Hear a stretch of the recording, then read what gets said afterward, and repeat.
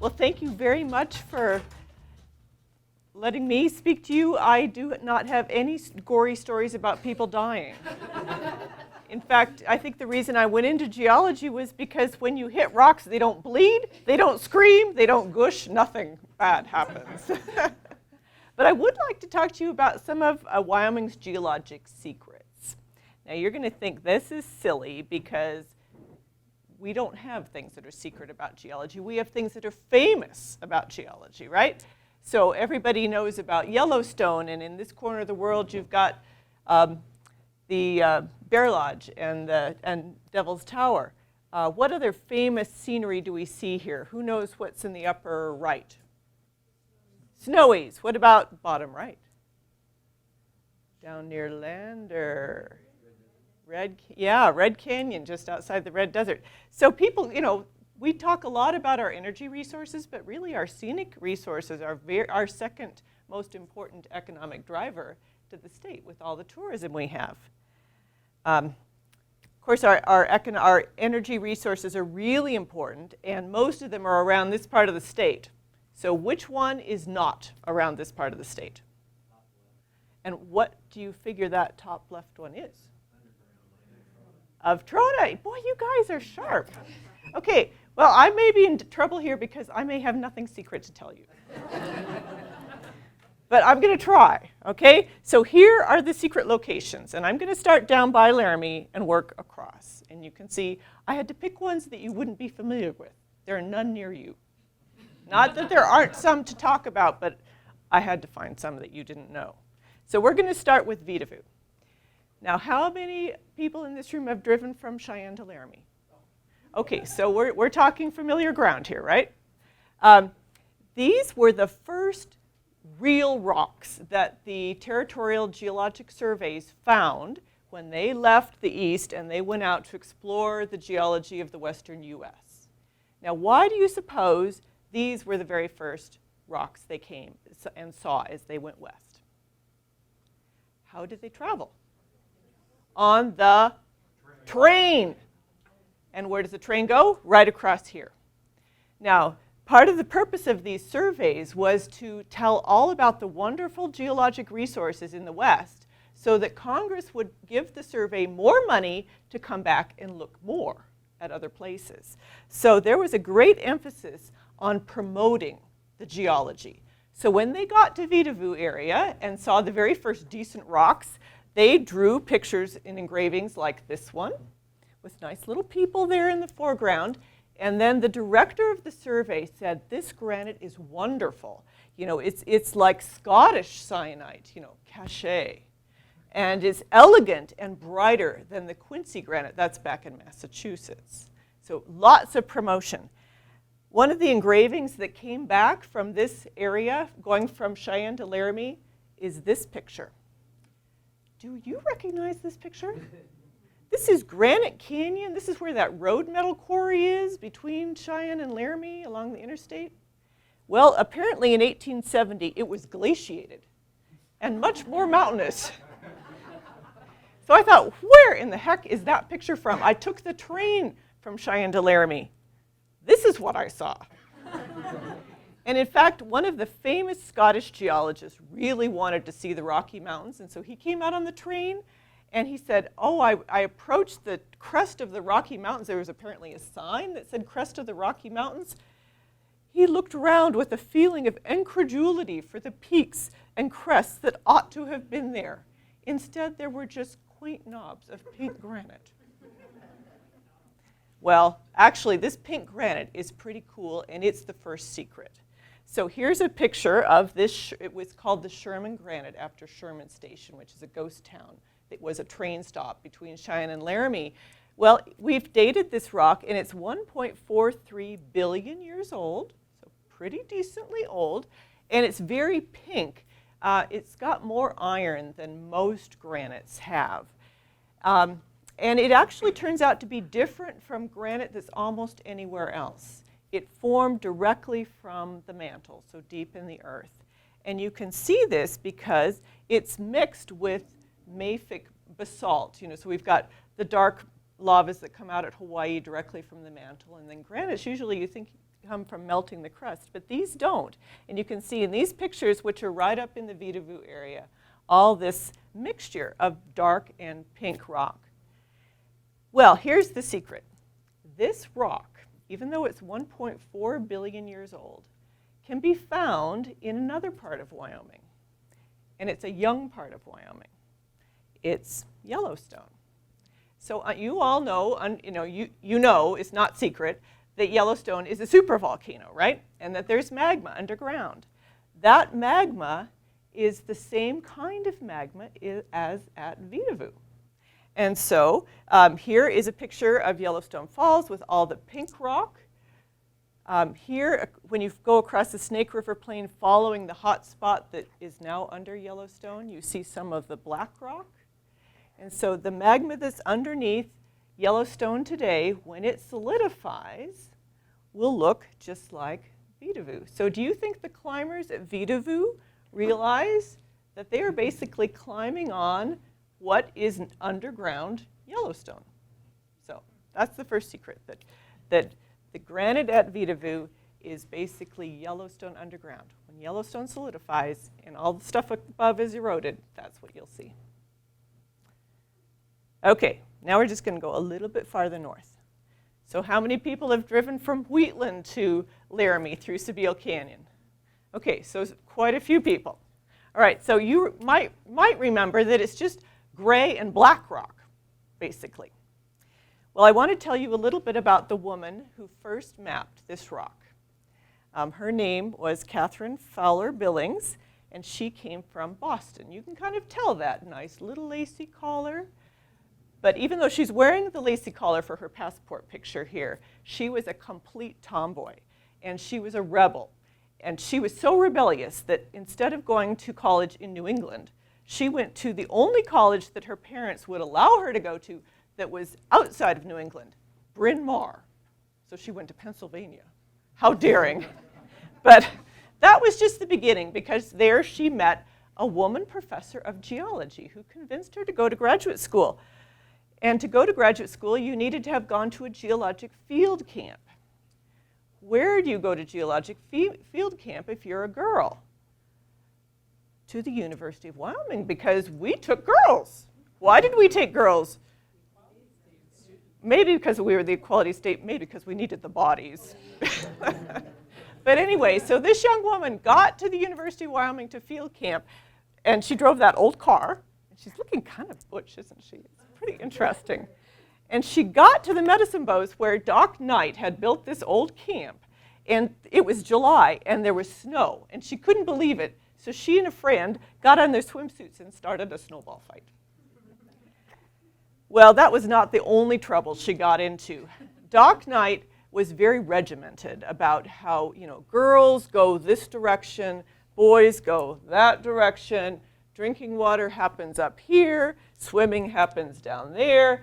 Well, she went swimming where you're supposed to get the drinking water. And so she had to be taught a lesson. And this is something we do not do in our field camp any longer. But Doc Knight showed off how to hog tie on her as punishment for having swum in the drinking water place. Well, she liked the experience so much she decided to do her PhD mapping the Laramie Range. And she had great adventures. She did not like snakes, however, and so she had to have target practice shooting snakes. And she decided this was the photo she would send to her mother. And I saw it. On the back it says, "Look at your daughter now." And the sad thing is her mother died only a few weeks after. This was the last picture she had of her daughter. But this woman, Kay, did a beautiful job. She had to make all the topographic map before she could even put the geology in it. And so when I arrived at the University of Wyoming, I actually called her up and said, I want to continue on with your work, and would you tell me about X and Y? And she said, "That was 70 years ago." And so she wrote an autobiography. It turned out to be her second autobiography about her life as a pioneering woman geologist. Well, that said, then we went on, my students and I have worked in this area that she started out mapping for many, many years. So she basically mapped all this way, I mean, a huge amount of territory. And she really got it right. We were able to add a lot of detail, date the rocks, and so here actually in red is where that Sherman Granite was, the Yellowstone underground. And here in blue is a very different kind of rock that's made almost entirely of plagioclase feldspar. It's actually the feldspar that's in my necklace, which she gave to me as a present, kind of a bond. Well, the rocks that have these minerals in them are spread all through North America, but the best place to see them is right in Sibille Canyon, because that's where they aren't all mashed and deformed by later events. And so here's an example of what you can see. The rock is almost entirely made of this single mineral, feldspar, and it often has this play of colors that you see in my necklace and then also in this picture. And my students in classes call them zips, zoned iridescent plagioclase. Oh, I found a zip. Come over here. It's zippy over here. You know, that's what goes on at the University of Wyoming. Anyway, there's one other place where rocks like this occur in great abundance, and it is the highlands of the moon. And so here's the second secret. You may have always wondered about the Wyoming tourism slogan that we used for quite a few years.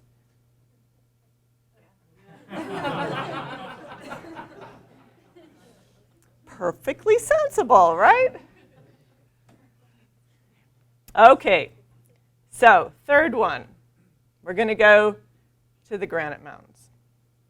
Okay, you know where the Granite Mountains are, right? If you drive from Casper to Lander, you go through this fairly subdued country.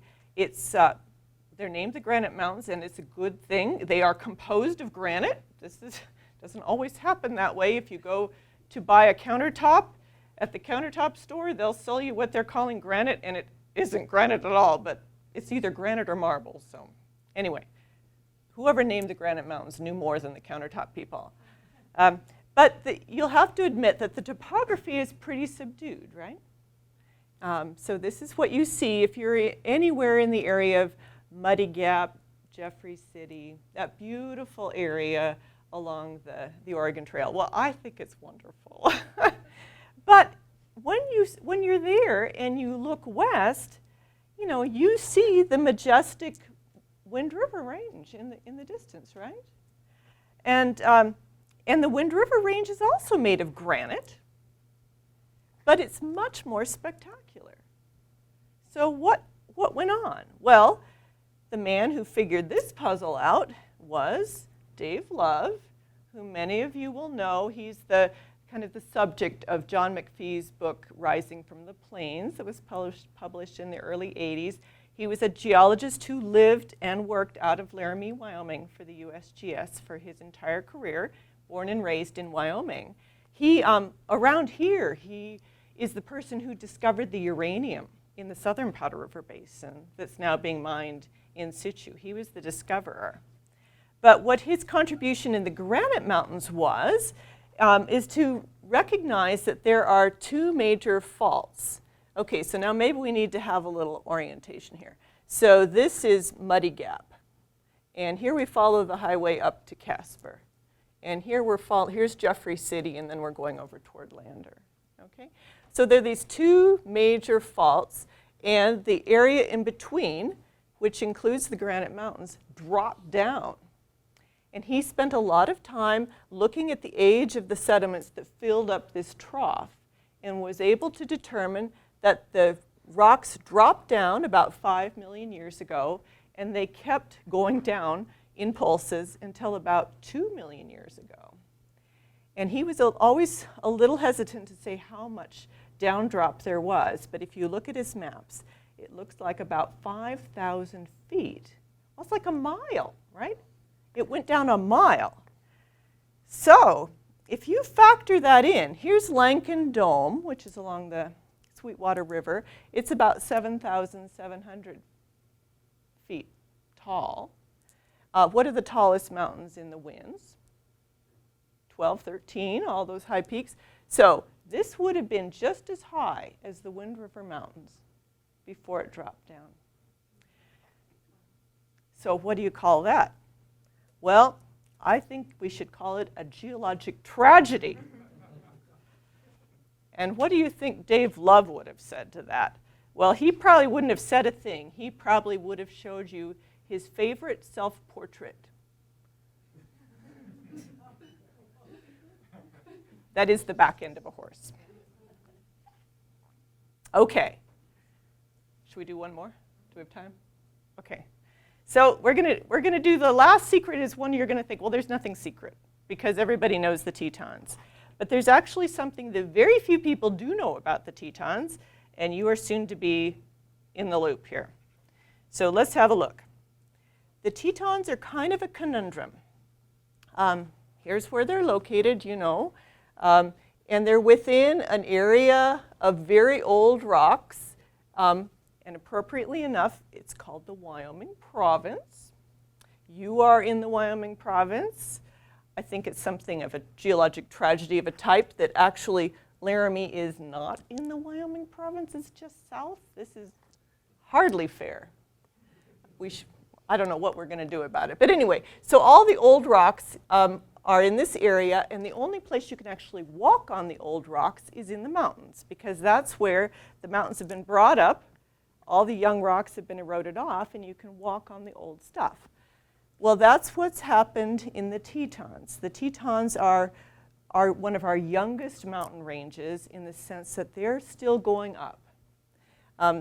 Here, let's see, we're looking south along Jackson Lake in this picture in the top. And the fault that along which they're being brought up today runs right along the front here.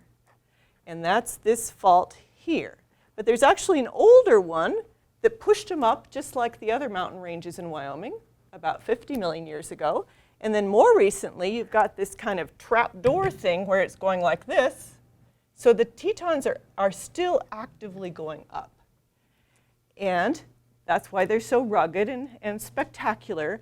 But because they're going up, then all the stuff on top is eroding away, and we can walk on the old rocks. Well, it takes a pretty rugged individual to map these rugged peaks.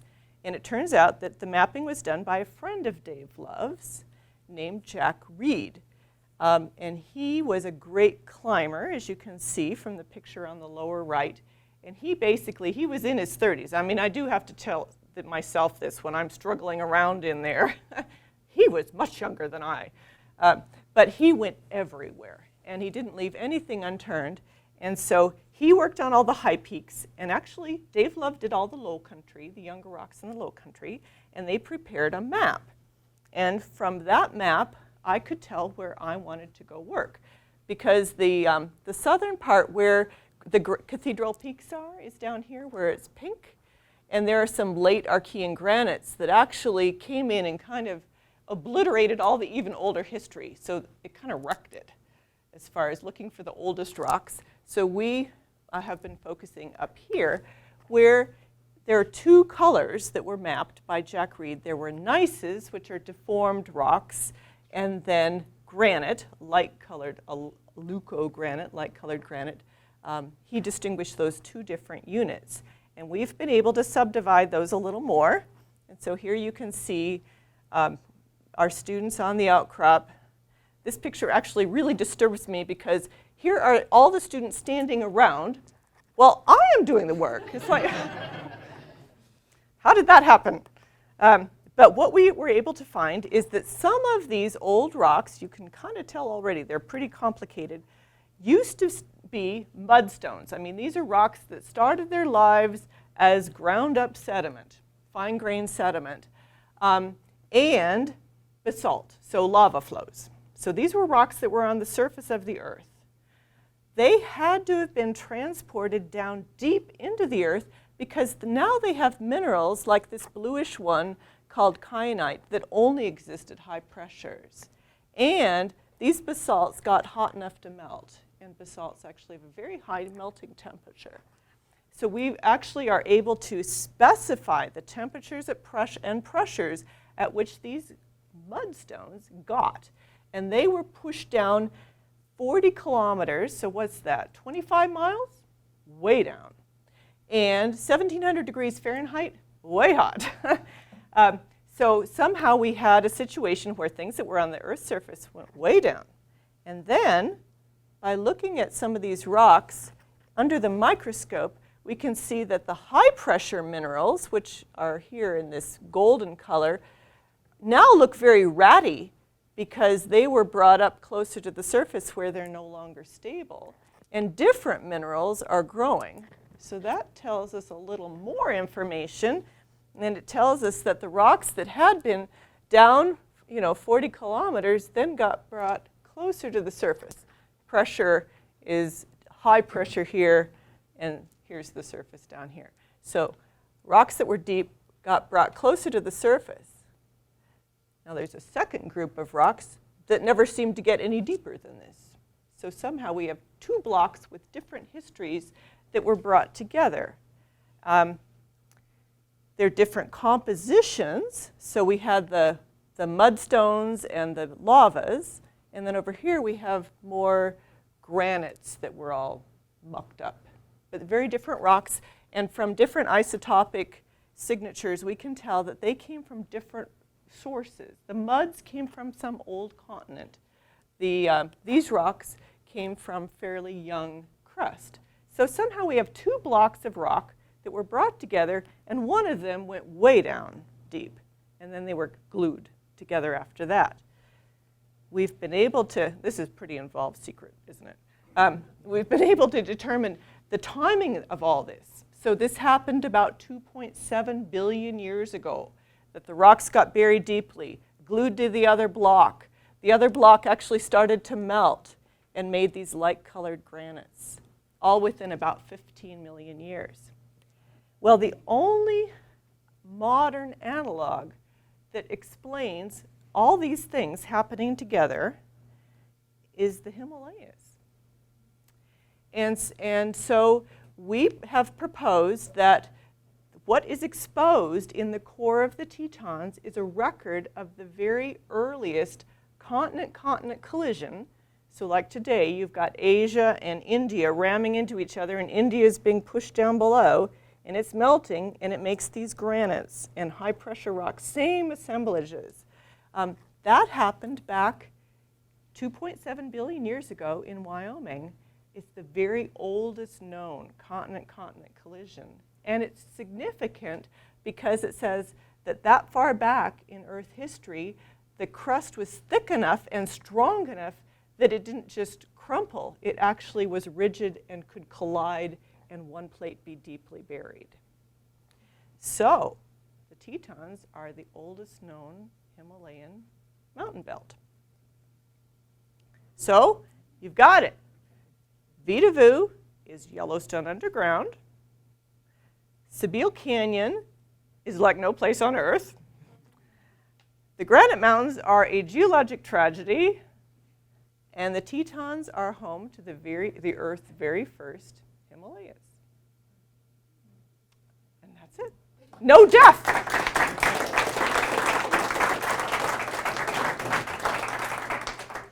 We have time for questions if you'd like to direct them to Dr. Ross. See one here in the back. Okay. I was reading the other day about Yellowstone being associated with possibly with a fragment of the Farallon Plate riding under, and deflection off of the plate fragment. Okay, well, so the Farallon Plate is a plate that was in the Pacific Ocean that has been subducted now and has apparently gone well under Western North America. And usually that is attributed or given the cause of why our mountain ranges exist. Now, most of our mountains came up about 50 million years ago. You know, the Laramie Range, the Bighorns, the Winds, and that's usually connected to the Farallon Plate because at that time it was just underneath and it would have been just pushing so that these thick thrusts could happen. Yellowstone, as you know, is usually associated with a hot spot like under Hawaii. It's possible that there could be some edge effect, that's about where the edge of the Farallon Plate would be, and that might actually be able to focus the mantle upwelling that we associate with the hot spot. But that would be my best guess, not knowing the specifics of what you read. Well, I guess it was a UC San Diego survey that's going on right now where they're doing seismic surveys across the Right, country yeah. and tying in seismic networks, I would guess. Yeah, it is pretty amazing how well we can image these plates far from where they originally go into the subsurface. And it is true that we can track that Farallon Plate well inboard. But I'm just guessing that it'd have to be that northern edge that would have. And is there a décollement on the Tetons that you're seeing? That you see a lot of like, twisted rock and. The modern uplift is fairly brittle at the surface. But of course, what it's doing is bringing up these really old rocks that have had horribly contorted and extensive histories. So the folding is actually very complex up there. The Laramide thrust, the Buck Mountain Fault, it has something of a décollement. But the old rocks have far more deformations reported in them. Yes. The surveyors that you mentioned, have there been like modern surveys done just to like double check what they've done? Because their process was like with a donkey or chain, right? Isn't that right? Something like that. Well, it's amazing how much we depend on those original surveys because they didn't have nearly as many tools. I mean, they didn't have a seismic network array. And so they only had really their powers of observation. And so in many ways, their work they were more exhaustive in their observations, and we really have built on those results. They were strong, they were accurate. They were very good, yeah. In fact, Jack Reed, who did the mapping in the Tetons, you just have to simplify when you make a map. You lump things in. And he was talking about these light-colored granites. And I looked in the map key that he had written, and he said, well, maybe I should have broken out a second type of granite. Well, I had just figured out there were two types of granite. Nothing new at all. He had already figured it out. He just hadn't broken it out on the map. So I think a lot of that pioneering work is really, really good. And unfortunately, it's not work that we can get paid to do. I mean, funding agencies want problem-driven science. Holly's back there. Hypothesis-driven science. They don't want just exploratory. Let's go map what's there. So we really do rely on those older good workers. Could I ask you to just unpack this a little bit for a minute? If we're having Himalayan Tetons, and we're modeling it on the Indian subcontinent plate coming in, does that mean that Wyoming is the edge of we're the edge of two continents coming together? We were 2.7 billion years ago. See, this is the hard part. Right. And so I showed you that map of the Wyoming province. And what we don't know exactly is how big it was. It's bigger than what we see today because it used to extend farther south and it rifted away. I showed you that picture of the Snowy Range with all that white colored rock. That's an old beach. That's a 1.7 billion-year-old beach. The old crust had rifted away. This Colorado is just an ocean. And so we don't know where that stuff went. Here are the Tetons.